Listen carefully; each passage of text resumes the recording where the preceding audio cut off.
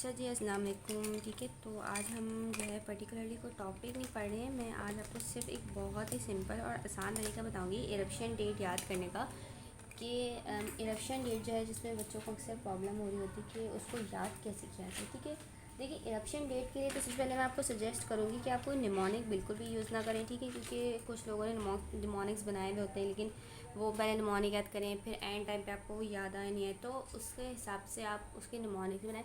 मैंने जो है उसके लिए ट्रिक्स बनाई हुई हैं, तो आप उन ट्रिक्स से करेंगे, लेकिन उन ट्रिक्स से भी आपको जो है मतलब आप वो बार बार करेंगे ना, तो फिर आपको इरप्शन डेट याद हो जाएंगी। मतलब आपने टोटली उन पर डिपेंड नहीं करना है कि बस आपने एक दफ़ा देख ली तो आप चले गए, बस अब तो हमारा फाइनल पेपर हो जाएगा। ठीक है, क्योंकि इरप्शन डेट हमें चले BCQ में तो हम ट्रिक्स लगा लें। ठीक है, लेकिन मसला कहाँ पे आता है जब हम वाइवा दे रहे होते हैं, सामने वाला हमसे पूछते हैं कि अच्छा भाई इस तुद की मुझे इरप्शन डेट बताओ, तो उस वक्त आप फंसते हैं। ठीक है, तो ट्रिक्स तो आपने देखनी है, लेकिन ट्रिक्स भी आप बार बार करेंगे तो आपको इरप्शन डेट याद हो जाएगी।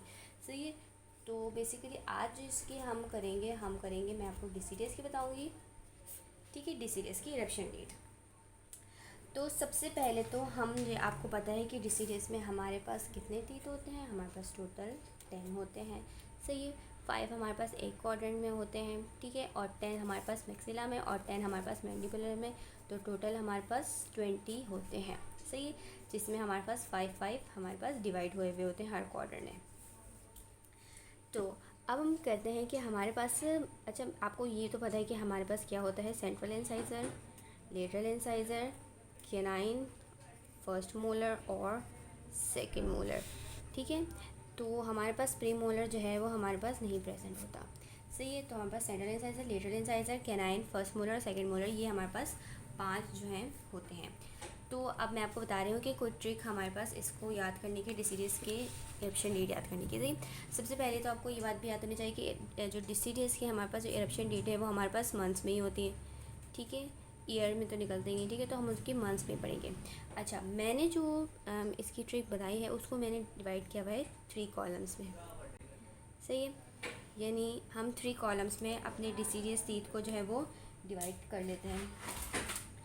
तो अब आपको बस इसमें एक चीज़ याद करनी है, वो है कुछ नंबर्स सीक्वेंस वाइज, और वो नंबर भी इतने आसान है कि आप 1 से 2 दफ़ा पढ़ेंगे तो आपको जो है वो ऑलमोस्ट याद हो जाएंगे। सही है, जैसे अब आपको सिर्फ आपको याद करने वाली चीज़ सिर्फ ये है। ठीक है, ये है 8, 10, 11, 13, 16, 16, 19, 20, 27 और 29। बस आपने ये कुछ नंबर्स याद करने हैं, और ये नंबर भी इतने आसान है कि ये 1-2 दफ़ा में पढ़ने से याद हो जाएंगे। जैसे आप इस तरह कर लें कि 8 के बाद एक नंबर स्किप करें, फिर 10, 10 के बाद 11, 11 के बाद फिर एक नंबर स्किप करें तो 13, फिर वहाँ पे 3 नंबर स्किप करके 16 और 16, फिर 3 नंबर स्किप करके 19, 20, फिर हमने स्किप किए 7, फिर 6 नंबर स्किप किए 27, 29। सही, तो तकरीबन ये थोड़ा 3 का टेबल टाइप लगता है, लेकिन ये नंबर आसान है, आराम से याद हो जाएंगे। आपने सिर्फ और सिर्फ ये याद करना है और इस तरह इनको 3 कॉलम्स में अरेंज करना है। सही, उसके बाद आप क्या करेंगे, अच्छा यहाँ पे आपको पता है कि मैंडिबुलर के लिए हम लोग मैंड यूज़ करते हैं और मैक्सिलरी के लिए हम लोग मैक्सी यूज़ करते हैं। सही, तो अब यहाँ पे हम लोग स्टार्ट करेंगे लिखना मैंडिबुलर, स्टार्टिंग विद मैंडिबुलर, फिर बीच में दोनों मैक्सिलरी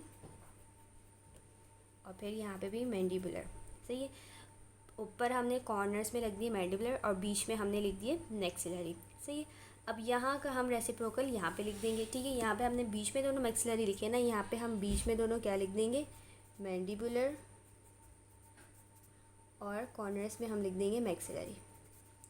बस इतना काम अगर आपने कर लिया याद, तो इसका मतलब है कि आपको सारी ट्रिक्स डिसीडियस टूथ सारे याद हो गए। ये ट्रिक आपको बस याद रखनी है कि आपने ये नंबर्स याद करने वाला काम सिर्फ इन नंबर्स का है।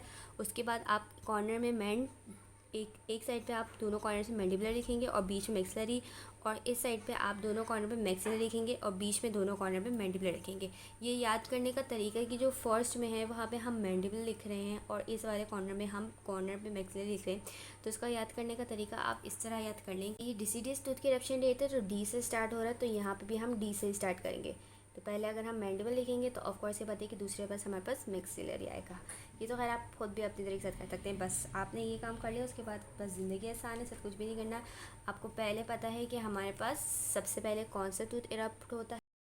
सही है, आपको बस याद रखना है कि हमारे पास पहले कौन सा टूथ इरप्ट होते हैं। हमारे पास सेंट्रल इंसाइजर, फिर सेंट्रल इंसाइजर, फिर हमारे पास लेटरल इंसाइजर, फिर हमारे पास लेटरल इंसाइजर, और हमारे पास केनाइन और केनाइन। अच्छा, ये बीच की तो मैंने 16 अलग छोड़ा, जहाँ पे मैंने मैक्सिलरी और मैंडिबुलर भी नहीं लिखा। वो क्यों छोड़ा है? क्योंकि बस आप ये याद कर लें कि यहाँ पे हमारे पास जो है ना वो फर्स्ट मोलर निकलता है, मैंडिबुलर का भी और मैक्सिलरी का भी।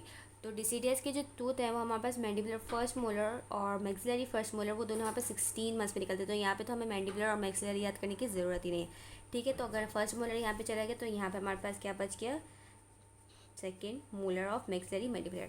अब बस ये आपने याद करना है। तो इसमें हमारे पास इतना सारा है कि सेंट्रल इंसाइजर मैंडिबुलर का 8 मंथ्स में निकलता है, सेंट्रल इंसाइजर मैक्सिलरी का 10 मंथ्स में निकलता है, लेटरल इंसाइजर मैक्सिलरी का 11 मंथ्स में निकलता है, लेटरल इंसाइजर मैंडिबुलर का 13 मंथ्स में निकलता है। और हमारे पास केनाइन जो है वो मैक्सिलरी 19 मंथ्स में निकलेगा, केनाइन जो मैंडिबुलर है वो 20 मंथ्स में निकलेगा।